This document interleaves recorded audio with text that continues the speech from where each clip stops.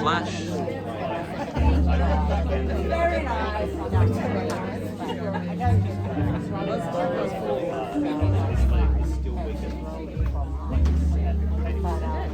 So I get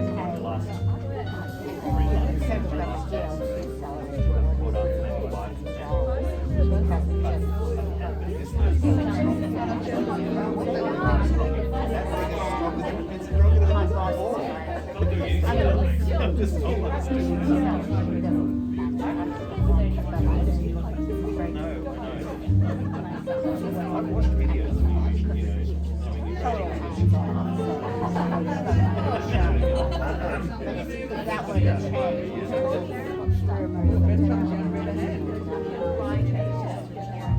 That would have changed. That might be hard. But at the moment, it's just like, it's all right. 9 to 5. Welcome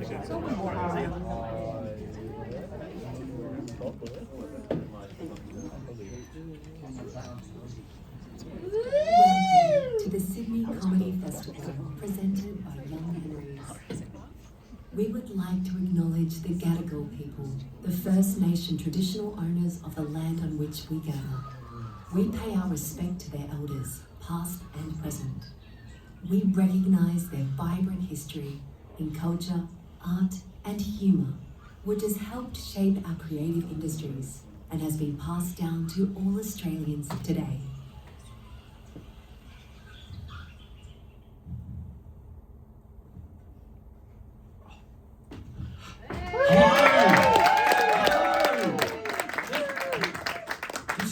This is not the start of the show, okay? I just wanted to come out and just say hello. Hi, good to see you all. Welcome, thanks for coming. It's awesome to have you all here. This is a pretty special show for me. It's me just sort of talking about me for an hour, so strap yourselves in, it's gonna be tops. It is awesome to have you all here. This is a show about my grandmother, and spoiler alert, there is a death in the show. Okay, no longer with us, but that's okay. We can smile about this story. Okay, it's a comedy, so it's not a tribute. It's not a character assassination. It's not a TED talk about aged care, despite the head mic. I mean, I feel like I'm doing a good TED talk impression, I think.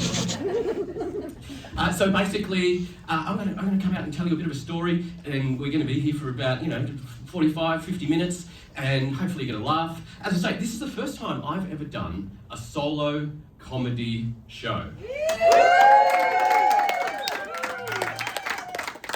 Hopefully at the end of it, you won't say, well, you still haven't, Cam.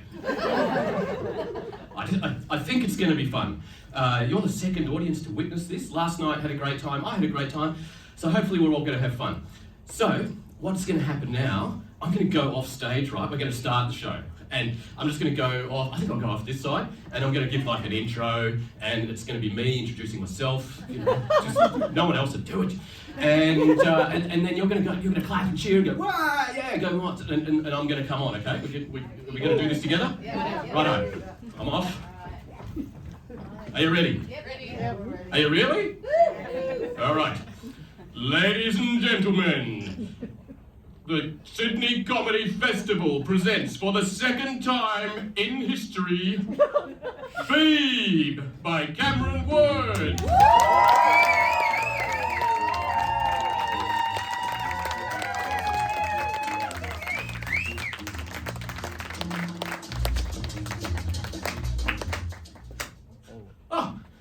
I've stopped. Music stopped. Hey! Hello. Welcome. Oh, nice to see you. Welcome. Hello. Oh my goodness. Hello. Oh no. Oh wow. Hello down here. Oh goodness.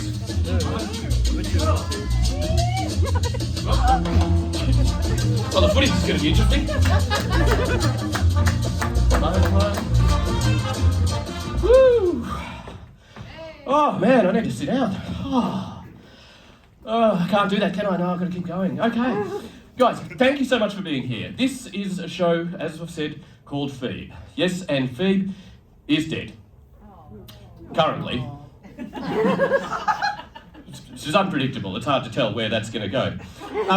So, I'm going to give you a bit of an idea of who she is and talk about the last little patch of my life where I've been going back and forth to Chugan as the sole carer for my ageing grandmother and ultimately executor of the estate. Sounds like a laugh, right? I know. Go with me. There is comedy here.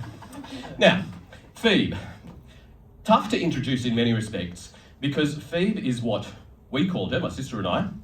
She had a multitude of names. I've never met anyone with so many names. Feeb, Joy, Julie, Edna, Joyce. When she ultimately passed away, we had a service for her, and a gentleman came up to me and he said, "Oh, I was so sad to hear about Gracie." And I thought, "Are you at the right funeral, pal?" I had no idea. So I'm also going to talk a bit about death admin tonight. Sadmin. And I know, yes, bring it on. Death admin starts well before someone actually dies. One of the first steps you do in death admin is sign paperwork to take power of attorney or, the executorship of an estate. Now, when I went to do this, I filled in the form, I wrote her name on the form, and I took it in, and it was sometime after submitting the form, after going through all of that paperwork, that I discovered I had the wrong name on the form. She was now Joy Julie Murchie, not Julie Joy Murchie. Why the change? I have no idea. Absolutely no idea. There's the only people with this many names are secret agents, maybe cult leaders. She had just this remarkable set of names. Now, I think the best way to sort of summarise our relationship is to go right back to the start.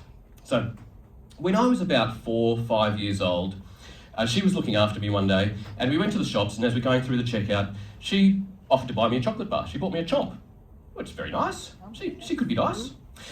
We get home, and I'm sitting in the kitchen, at the kitchen table, and I open it up, and I take a bite, and she says to me, "Oh, can I have a bite?"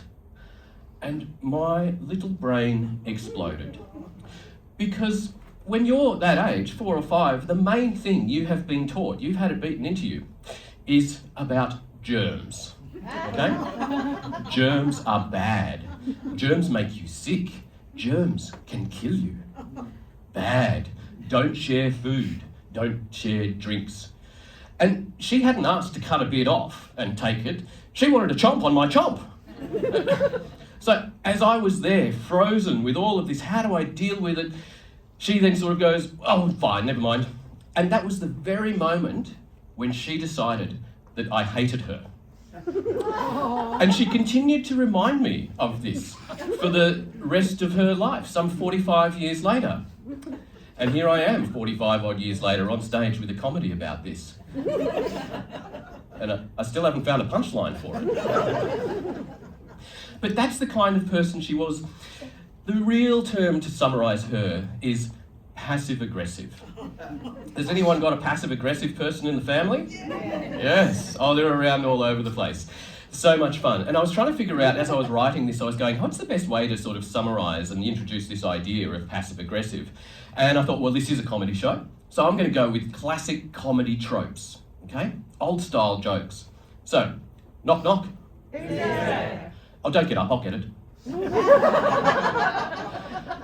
How many passive-aggressive people does it take to change a light bulb? How many? I don't know, how many? I don't mind the dark. What about, Doctor, I think I might be passive-aggressive. Oh, really? Why is that? Oh, never mind. And then, of course, why did the chicken cross the road? Why? Are you suggesting it was me that left the coop open? So passive-aggressive was there in everything she did. She was so passive-aggressive that I grew up in Perth with my sister, my mum and dad. My mum was her daughter, and she loved being around the family. She loved being close to us. Yet she was so passive-aggressive that she moved to the other side of the country and then bitterly complained that we were not there. That's the type of person we're dealing with here. So she moved to Chugan in Queensland, and I've kind of given you a little bit of a touch here of what the lounge room in Chugan was like. So, I'll just come over here and... Yeah. This is Arthur and Martha. She made these. There's a window right here. The ocean is just down there, about 70 metres down there. And she'd just sit on the rocking chair, looking out, and it's a pretty peaceful place. Pretty relaxing.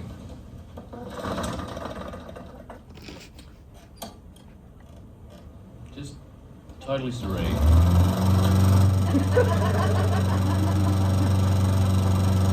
So there's neighbours close by. But and there's a road right in front of the house. Quite a busy street, but tranquil.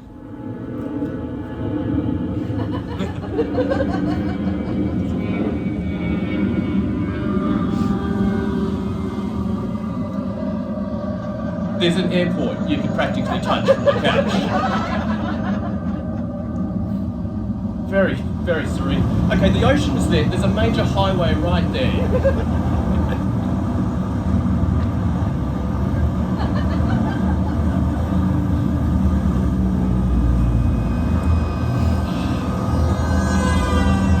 So Chugan, it's a very conflicted place. It's a very confusing place. It doesn't know what it wants to be. It is, as I said, it's just on the northern side, on the Queensland side of the Queensland-New South Wales border. So in terms of civilised society, it really is 1 foot in, 1 foot out. And it's strange, like the best coffee in Chugan, the place you go to get the best coffee in Chugan is the local service station. I know, you're thinking it's this terrible coffee. No, you go, you fill up your car and you walk into the shop attached to the servo, and it's glorious, it's beautiful and clean and bright, and their coffee is absolutely some of the best coffee I've ever had. It's amazing. They've got all this stuff you can buy, local produce, and it's lovely. I found there was a little bit too much kale in there for my liking. And then looking around up on the shelves over here, there's a whole bunch of cookbooks for sale, and I take a look and I realise they're all Paleo Pete Evans cookbooks, including the one that was banned due to children's recipes that were not safe. There they are for sale. And one day I'm waiting for my coffee and I just pick up the local community newspaper and start flicking through it. And I discover it's a conspiracy theorist rag. And so, how very Chugan. Like, conspiracy theorists worldwide have flocked to the internet. But in Chugan, conspiracy theorists are heralding the arrival of the printing press. It's quite amazing. And it's a beautiful place to run. I run. Does anyone else run? No. Just me then? You sure about this? Okay, good choice, by the way, running. God, it sucks. Anyway, running along Chugan, it's beautiful. It's a flat path. It goes along the ocean, so you're just out there in the sun, ocean air. It's fantastic. But one day I'm out there running, and there's this couple up ahead of me, walking, clearly in love, hand in hand, and quite frankly, they are both hot. Like, they're just waltzing along, hot as, in love. It's beautiful, and I'm running along behind them. And as I sort of catch up to them, and I end up, I'm right on their hip, basically. And I'm feeling like, I didn't want to make them uncomfortable. Like, they probably think I want to have a threesome or something. And so I just think, okay, I've got to get past them. So I run around and just get up ahead of them a little bit. And I think, good, problem solved. A few moments later, I realize they've started to run. They've now caught up to me. And now they're on my hip. And I'm starting to think maybe they want to have a threesome with me. And I don't want that. The germs. So it's a strange, conflicted place, and I've spent a lot of time there.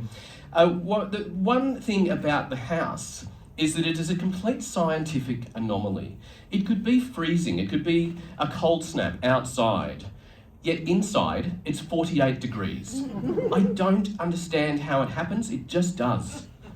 And so I was there one time with my sister, and this is a pretty standard sort of thing that happens there. We're there and we decide the solution is we're going to go to Kmart and get some fans. So we all jump in the car, go off to Kmart, And we walk in the door, there's fans right at the door. We pick up one each, job done, problem solved. And she says to us, "Oh, do you want a trolley?" And we're both, "No, it was fine. They're not heavy, not big.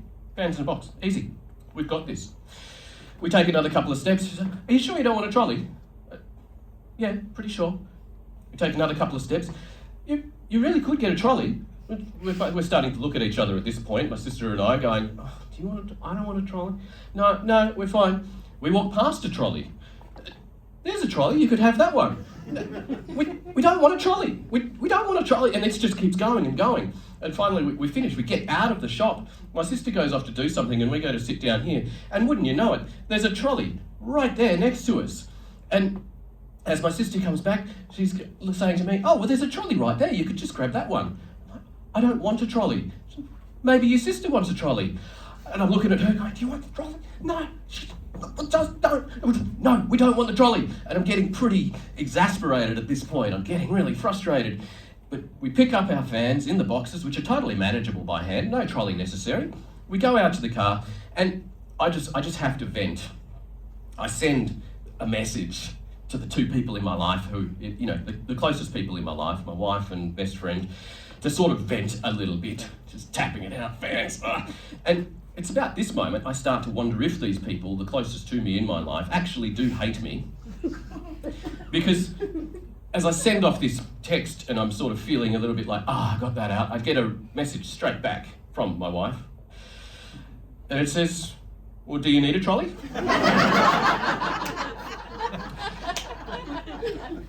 Approximately 3 seconds after I get that message, I get a message from my friend. It says, "Maybe you should get a trolley." Why do these people do this to me? It's hard enough as it is. So that's the sort of day that you would have with Feeb. So over here, she had a good sense of humour. Okay, it was a cheeky sense of humour, and when she laughed, she did take the whole room with her. The room lit up, and people had a good laugh with her. But as I say, it was a quirky sense of humour, and she made, as I said, Arthur and Martha over here, handmade. She used to travel around the country in a Winnebago, and she made these crafty things while she was travelling around. And the first time that Mia, my wife, met Feeb was in this very lounge room. We were sat down here on the carpet, and Feeb was in her chair, and she says, "Have I introduced you to Arthur and Martha?" We're sort of thinking, people unaware that this is Arthur and Martha. No, are we going to meet them? And she goes, "Oh, well, this is Arthur and Martha." She gets the dolls. And it's easier if I just show you, okay? So she gets these, quirky, beautiful, handcrafted dolls. And she tells us the story of Arthur and Martha. And Arthur and Martha met and very quickly fell in love and decided to get married. Lovely, beautiful story. And as they're about a week out from the wedding, they're sitting there and Martha says to Arthur, "You know, Arthur, we haven't actually seen each other." And Arthur's like, "Oh, you're right." And Martha says, "Well, what if we get married and then we see each other and we don't like it?" Arthur's like, "Well, it's a good question. It's a fair point. What do you think we should do about this?" And Martha says, "Well, maybe we should see each other now." And Arthur says, "Okay." And so Martha agrees to go first. And so Martha gently undoes her dress and removes it.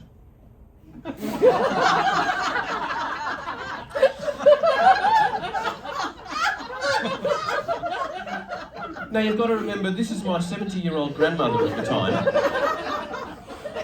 with my soon-to-be wife meeting for the first time. It was an interesting moment. But of course then it was Arthur's turn. Arthur said he liked what he saw. And so he just sort of raises up his clothes.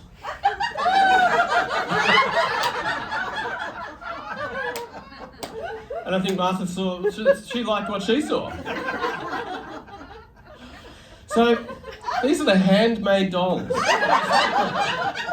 Just try and, dearie me, Martha.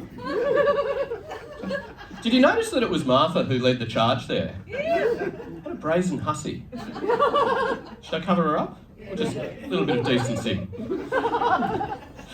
So, that's the sort of interaction. What he's doing underneath that dress.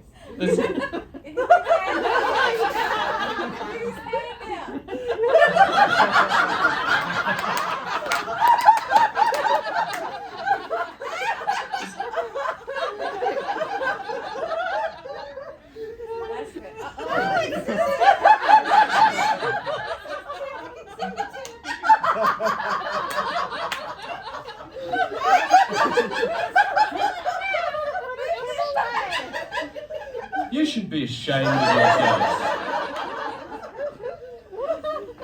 This young, beautiful woman in love, allowing a bit of vulnerability, and you just had to laugh. Shame. Shame. Still say it's Peter.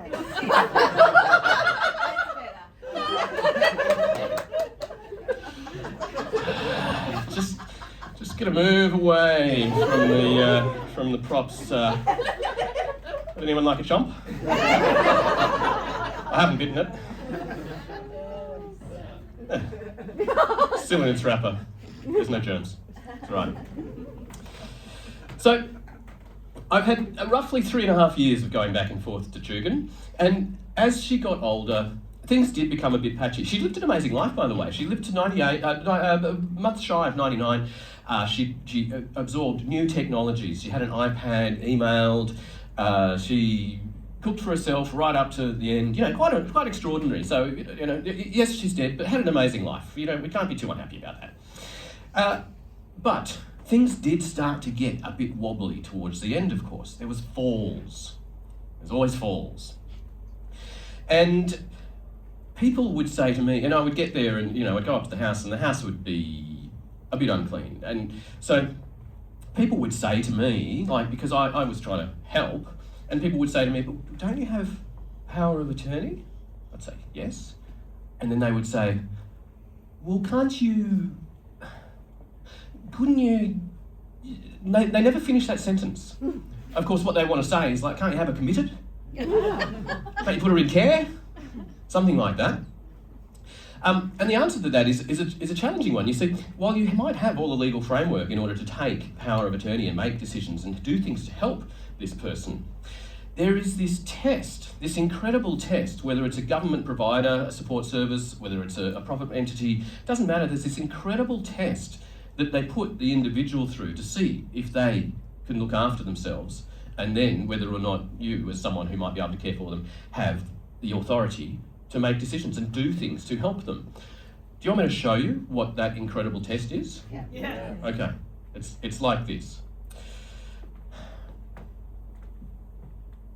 Can you look after yourself? Damn it, now I can't help you. I can't do a thing. You ask the person, they say yes. And that's it, you're locked out. So this happened one day. I was up there and we really needed to get some extra cleaners in there. She wouldn't say yes to this, but we had a go at calling the service provider to see if we could book some extra cleaning and some various other things. So I pick up the phone, I know this is going to be a long call, and sure enough, I'm on the phone for 40 minutes, on hold. We really care about you. We really care about, do you? I'm here for 40 minutes, waiting, finally someone comes on.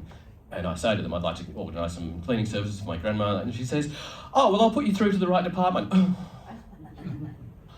We really care about you, for another 30 minutes. Finally, someone comes on. It's Janet, who was lovely. She was smart. She was easy to talk to, really helpful. And I went through a whole lot of stuff with Janet. We went through what was going to happen. Cleaning services, how many times they were going to come, health checks, well-being checks. This was great. Problems solved. And then Janet says to me, okay, now I just need your grandmother to authorise it. And I'm like, okay. So, she's on the couch here, that's pretty normal.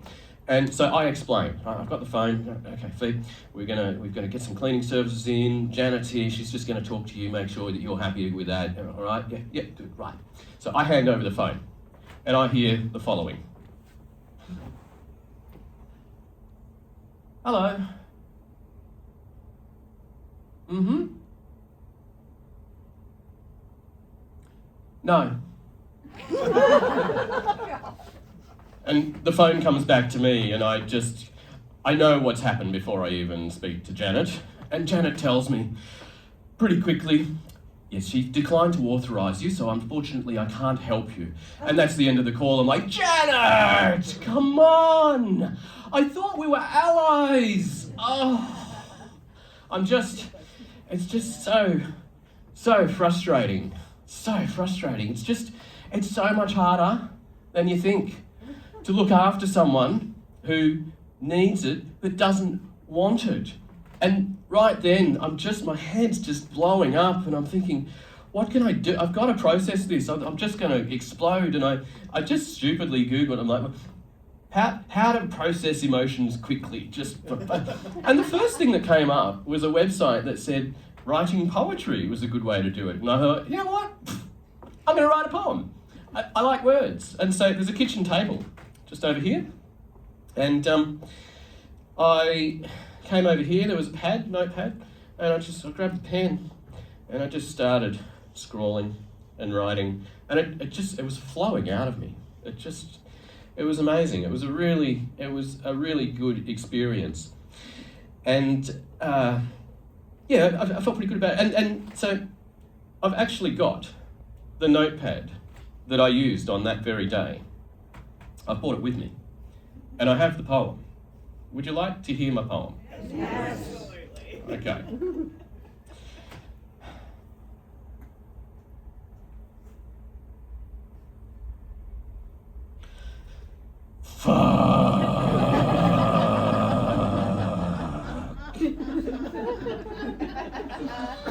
It was amazing.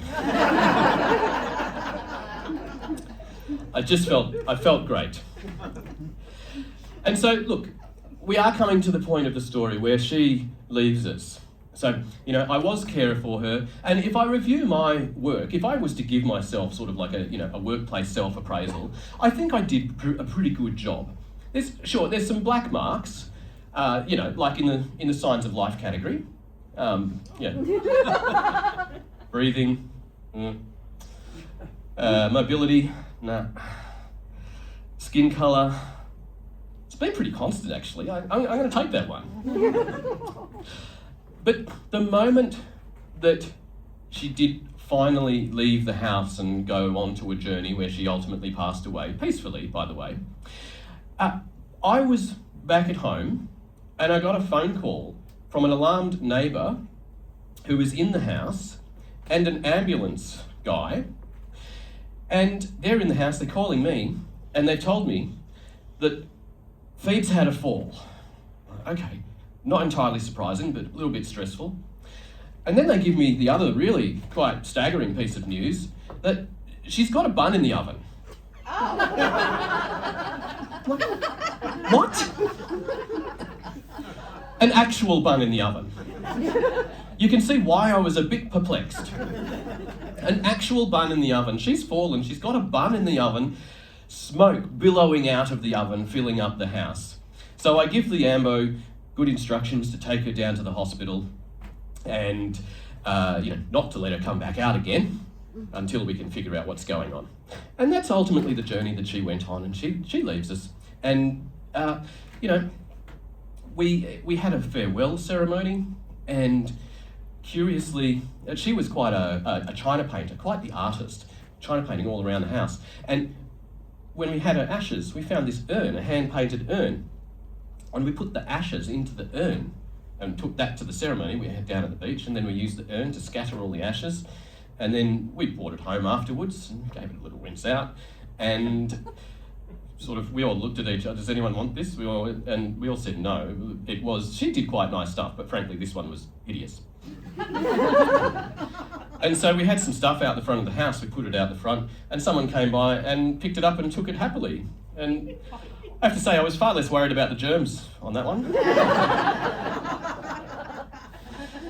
So off it's gone, and the next part in the death admin is dealing with the house, because my sister and I inherit the house. Now that sounds amazing, right? You inherit a house. It is. It's an extraordinary thing to have happened. But inherited houses tend to come in two flavours. One is the mansion with swimming pools. It's glorious, billions of dollars worth and magical, and you just move into this thing and your life is set. It wasn't that. The other type is the haunted house that you have to stay in for an undisclosed period of time until you can actually take ownership of it. It was definitely more like that. And you know, what they don't tell you in popular culture when you hear about inheriting a house is sometimes that house might come with a water pipe under the sink that's about to burst and flood the entire house. Sometimes that house might come with enough hand-painted china to fill a regional art gallery. Sometimes that house comes with 20 years of seriously questionable DIY work. And sometimes that house comes with carpet that, honestly, just thinking about it is making me uncomfortable. If that carpet could talk, and I swear to God it did, on 2 occasions. And so, you know, what you don't know about an inherited house is sometimes it comes with all of those things, including the caveat that you need to stay in it. And it's a very strange thing. So I had to become suddenly very handy. And I've made a fairly firm commitment throughout my life to not being handy, not picking up tools. It's just not what I do. But now all of a sudden, I've got to pick up tools. And by good fortune, a friend of mine is a builder, and he needed someone to do some work with him. And he asked me, and I thought, okay, this is great. This is a good opportunity because I can up my handy skills, you know, level up. And the day before we start, he sends me a text saying, oh, and bring a hammer tomorrow. And I just looked at it and went, bring a hammer, that's funny. It wasn't a joke. And then I had to figure out if I even had a hammer. I didn't even know. And so I went off and did this bit of work, and it was great. I did learn a whole lot of stuff. And then I had to figure out, can you take a hammer on a plane? I don't know. How do you even get tools to Chugan? You put them in the hold, take the battery in your hand luggage. There you go. Things I've learnt that I never anticipated learning. But I went up there and, became handycam, which up until now, it was just a video recorder in the 80s, right? But no, now I'm handycam. And the house was sold, finally, and with the exception of still one more tax return, the SADMIN, the death admin, continues. With that exception, it's all done though. And so I'm trying to get back to a normal life. And the thing with being up and down from Chugan over these years, spending about a third of my life up there, it's very hard to maintain a full-time, permanent job. So I haven't had one of those for several years. Been doing all sorts of other things. But I finished up all of the death admin, and I'm like, right, I'm getting back into it. I'm gonna find myself a job. And I put in an application for a job, and I got an interview the other day. I got a job interview! Yes! I was pretty excited about it, right? So I cleaned myself up, got out my suit, got a haircut, and look, I feel like I came together pretty well. I was pretty well prepared. I was excited about the job interviews. First time I'd had one for a while. And I went in there, I met the guy, it was just him. And we went into a room, we sat down, and he's got my CV with him. And the first thing he says to me is, okay, you've got quite an impressive CV, but there is a bit of a gap from the last couple of years. What have you been up to? And I just felt so stupid. I hadn't prepared for that question. Why didn't I think of it? And my mind is racing. I don't know what I'm going to say, because I don't want to talk about my dead grandmother in an interview. That doesn't seem like it's going to get me the job. And so my mind's firing and racing, and I just blurt out the first thing that comes to mind. And I just say, I've been in jail. And he stiffens up a bit, and I'm thinking, oh no, I've said the wrong thing. Oh no. And so I try to fix it. I just follow it up, and it's okay. It was white collar jail. And he kind of relaxes a little bit there, and then he starts saying, "Oh really? Oh well, what were you in for?"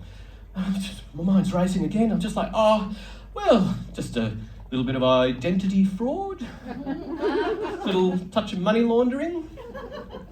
He said, "Oh, interesting." He said, "Do you do any embezzlement?" And at this point, I'm starting to relax. I just sort of went, "James," because I really felt like we were bonding, right? I just said, "James, I don't do embezzlement, okay?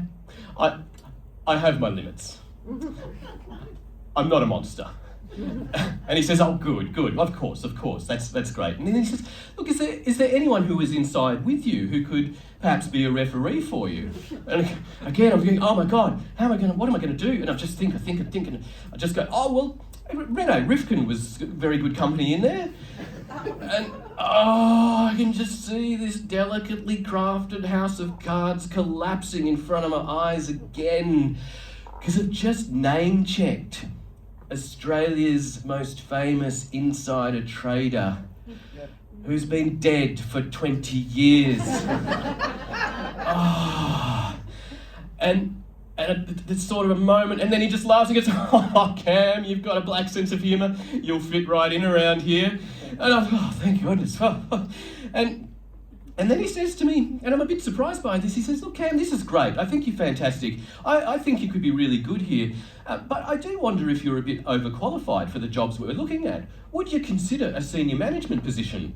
And I sort of go, I'm a bit puzzled, and then my mind, it just clicks. So I go, "Oh, of course, this is a bank." And so I say I'll think about it. We shake hands, we say goodbye, I go off, and it's great. I'm feeling pretty good. But I did, it ticked over in my mind, and I called him back, and I turned it down. I said no thanks, but I really appreciated the option, because like I said, I do have my limits, and that just seemed too much. So I've got something else on the go now. I've met someone else, and it's looking really promising. There's a guy who needs a marketing guy, and it's sounding really good. He runs a meth lab around the corner. Guys, that's the end of Feeb. Thank you so much for being here for it. Thank you all. This is an amazing experience. Just enjoy the rest of the festival. We're going to have some drinks. There's going to be some music in a second. Yeah! Woo! Thank you so much.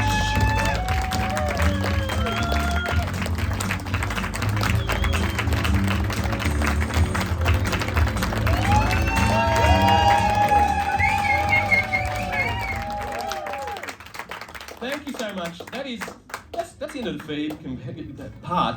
But look, I'll come and chat a little bit more, because we've got a little bit more time. And you guys have been wonderful. It's been so much fun doing this here with you. An absolutely warm, incredible audience. Thank you so much. Give yourselves an awesome hand. Yes. So look, I have been playing around with AI a bit recently. Anyone into a bit of ChatGPT? Yeah? Love a bit of ChatGPT? Look, I've been using ChatGPT, just playing around, and I said, "ChatGPT, write me a 3-minute love song." And it did. And it was totally cheesy, but it was cute, it was fun. And then I said, "ChatGPT, write me a 1-hour comedy show about my grandmother." I didn't do that. Every part of this is coming out of this AI. Accidental intelligence. But I did apply for a job recently. It was the head of people and culture, because I like people and I like culture. I thought this could be a good job for me. And so I went to the website and there was page upon page telling me about the AI process and how my application was going to be reviewed by AI and AI was going to give me feedback. And I did find it a bit odd that the role in the organisation that looks after the humans, the fundamental human looking after role, the machine is going to decide who's getting that role. It did perplex me somewhat, but I thought I'm going to give this a go because it sounds interesting. I'd love to know what AI thinks of my application. So I go ahead and I put it in, good, and a week or so later, I haven't heard anything. And I'm thinking, that's fine, these things do take a little while. So, I give it a little bit longer, still nothing. A few more weeks go by, still nothing. Another couple of weeks, nothing. And I just think I'm not going to hear anything. And I just had this light bulb moment in my head. I think, man, that AI is amazing. That's exactly what the human would have done with my application. and AI is it's really splitting the room. Like, there's people who think it's Armageddon, right? It's going to kill us all. And other people think it's utopia. It's going to just save us all. It's going to be beautiful. Quick by noise, who thinks it's going to be utopia? The most lackluster response to utopia I have ever witnessed. Wow. Sorry, who thinks it's going to be utopia? Okay, who thinks it's going to be Armageddon? Yeah, right, okay, yeah. Look, all of you people who think it's going to be Armageddon, I think you're looking in the wrong direction, okay? This is why. Currently, there's about 8.8 billion people on the planet. Meanwhile, there are 30 billion domestic chickens. The closest living relative to the Tyrannosaurus Rex. Apex predators. So we better keep roasting those fuckers. Are there any vegetarians, vegans in the room? Vegetarians, vegans? Are you mad? Sure, your skin looks good with your plant-based meals, but meanwhile the chickens outnumber us 3-1. Just, look, I'm not saying you have to go full carnivore, but just have a win. Just be part of the solution, not part of the problem. And chickens, I think, have got some really good PR, because we used to keep them safely locked away in barns. But now, oh no, we've got to let them roam free. Just out there, scratching around. They look angry. Oh, have you seen that? They really look furious. And they're ready to come at us. They're ready to get there. No, they're going to take us. You don't read about that in the newspapers, do you? You don't hear that on the radio. I don't put it on the TV. No. Chicken again. The chickopolis. It's coming. I tell you, I'm nervous about it. And I've written a poem about it. Guys, thank you so much. That is the end of the show. Before I go, I want to talk up 3 things. It's traditional when you do a show to talk about some other shows that are coming up at the Comedy Festival. If you go and see but 3 shows at this year's Comedy Festival, 4 including mine, may I recommend Unplanned Melodies. Woo! Kate over there, and I've got to give a shout out. These extraordinary dolls were handcrafted by this incredibly talented person, Kate Knoll. Give her a huge fucking round of applause. Absolutely stunningly talented. And Unplanned Melodies in about a week and a half or so, 10 days or so. Go and see that. And also Maddie and Emma Unplugged. This week, I think Wednesday through Friday, it's just the most fun you're going to have in a room. Like, just go, you're going to laugh your bum off, and it's fun. You're going to walk out feeling good about the world. Maddie and Emma, don't even think about it. Go and see it. It's the best thing. And then Kate Dolan, I've just discovered, is doing a show. Kate Dolan, the description of her is a woman with an energy of someone who is completely batshit crazy, but the poise and delivery of someone who knows exactly what they are doing on stage. She is hilarious. Go and see her. Her poster's up. The posters are all up there. Kate Dolan, Maddie and Emma, Unplanned Melodies. Go and see those shows. Hey, give it up. Huge thank you to Mads and Will up the back there who've been doing the tech. They've been amazing. Thank you so much, guys. Thank you to everyone else who's made the show. Thank you to you. Thank you so much for coming.